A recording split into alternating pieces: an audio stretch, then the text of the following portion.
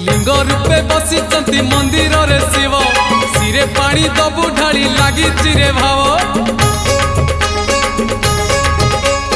पूरण हेइछि परा आम मानसिक पांच पाଳି करी पुरे शिव अभिषेक।